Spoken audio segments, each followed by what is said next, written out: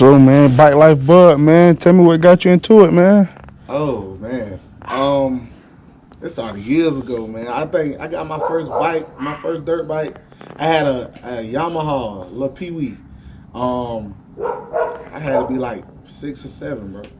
I always liked the bikes. So, Always. My mama grew up, me growing up, like so it's been a childhood love ever yes since. sir, yes sir. So, how you started your collection and what made you choose your bikes? Well, I had an uncle. He had a Banshee. Like he had a Banshee when I think I was like 12 years old, and I was always that little daredevil. I had to get on every bike that I seen. Well, I got on this bike with him. Like he wouldn't let me drive it by myself, and he scared the hell out of me. When he did that, I had to get one. Like I had to get one. So as I got older, I was like, man, I still want this Banshee. I ended up getting a Banshee, and it just started from there. Me and my homeboy Chris got a Banshee, and it just started from there. So the adrenaline got you going. Oh yeah, it's always like that. It's like a roller coaster ride, bro. Oh man, all right, Like a man. roller coaster ride. You got that adrenaline get the pumping, bro. You feel so free on the bike, dog. You feel super free. And I know you talking about it was in your childhood memories and everything, man. What was one of the best memories that you have that play a factor now, if you can think of any? Um, are we talking bike life related? Buy, you know what I mean, and or you can go ahead and say, but because you was talking about your family, how they was in bike life as well.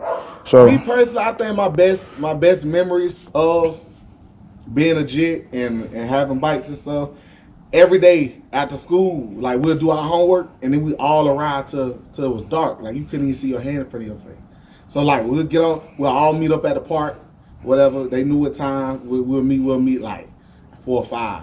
But we go ride till like 1, 2 in the morning sometimes.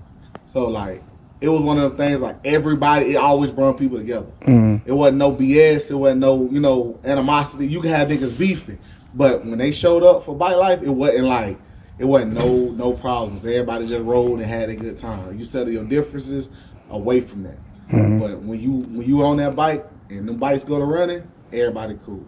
So I think that was the biggest memory, bro. It's just like just going through the bumps and bruises of it, really. yeah, that's another thing I want to get into, man. Tell me some of your achievements. You know, because I know you with bike life you fall a lot too, but at the same time, you know what I mean. Once you reach that achievement, so just tell me some of them. Well, I mean, it took me a minute to get where I'm at. Like, I learned how to wheelie a bike when I was younger. But the thing was, I never perfected it. Like, I learned how to, just do a basic wheelie, but I was chasing the bike. I was just doing a full wheelie, like a full speed wheelie. I didn't know how to really control the bike. So with that being said, like, yeah, you gonna fall a lot. Like, I done fell off dirt bikes, 4-wheelers, whatever, regular bicycles. Like, anything that had 2 wheels, 4 wheels, I wanted to wheelie.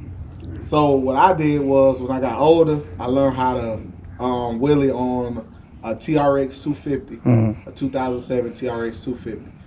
Once I learned that, then I took a step up to the LTZ 400, and I'm working on the Banshee right now. Like it's different from a 2-stroke and a 4-stroke.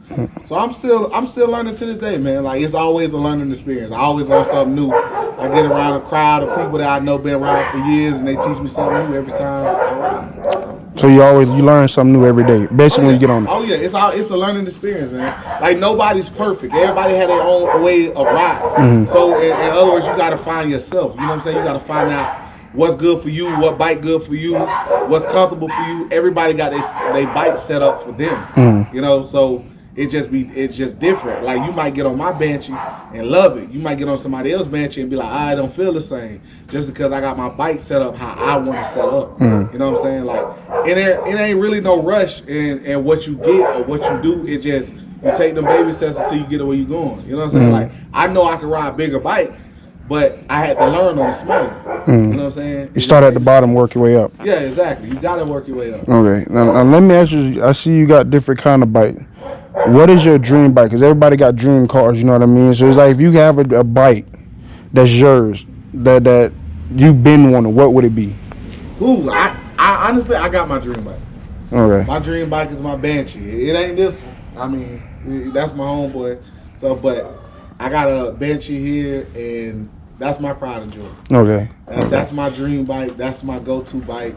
When I'm ready to ride, I'm really ready to get on something, it's gonna be that Banshee every time. All right. What would you tell somebody that's getting into bike life or trying to?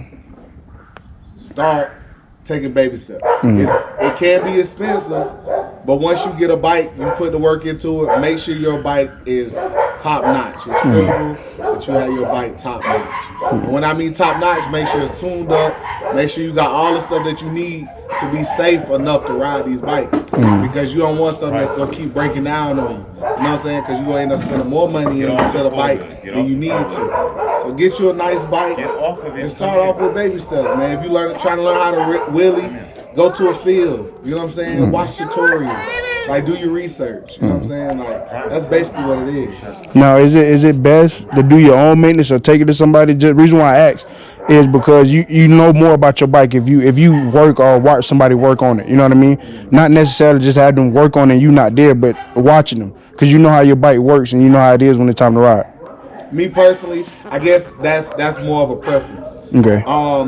I have people work on my bikes. It's not that I don't really know certain stuff about my bikes. It's just some people perfecting that, you know, and I'm not the type of person that perfecting that type of thing. You do come out cheaper fixing your own bike. So for those that feel like they can go and do that, then yeah, I advise you to go out, learn about your bike, get books on it, you know, look at different stuff on YouTube, and they'll show you how to fix these bikes. I mean, yes, you'll come out cheaper fixing your own bike, but me personally, like, if you got the funds for it and you can get it done, let somebody maintenance your bike and know what they're doing. I mean, yeah, you're gonna have trial and error. It's just one of those things where I try to make sure, like, when you're riding these bikes, like, you at the safest point that you can be. Because, I mean, you don't never want the brakes to go out or something to malfunction on the bike that's going to throw you off the bike and harm your life. You know, and another thing, I advise any and everybody to wear a helmet. Wear a helmet. It doesn't make you a bad guy or a good guy or a tough guy to ride these bikes without a helmet.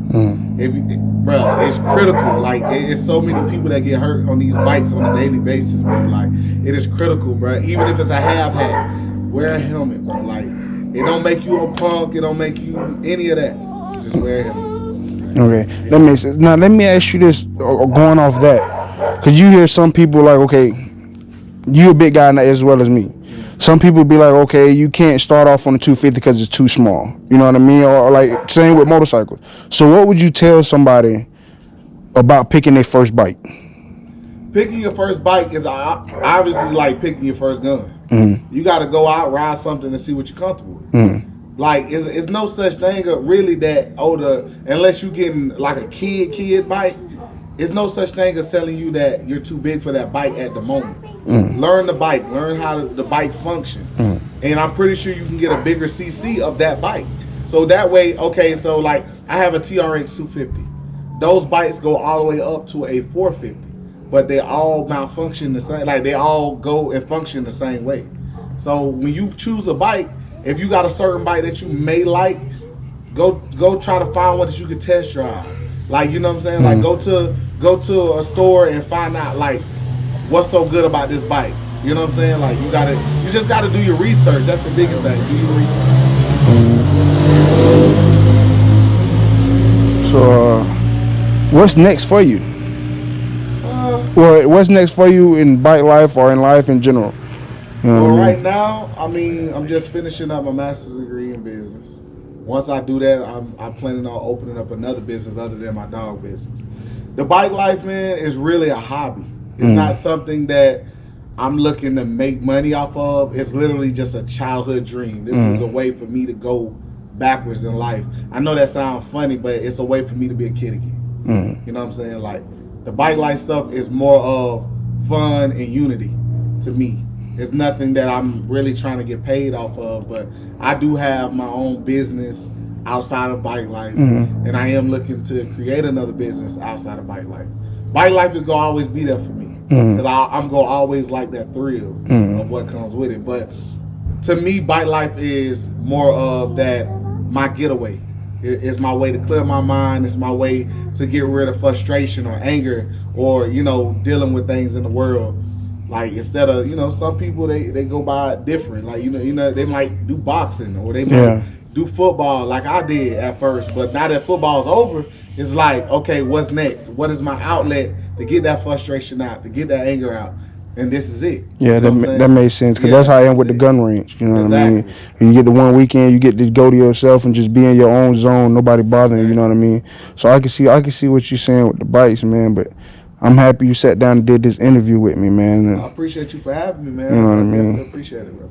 Appreciate it.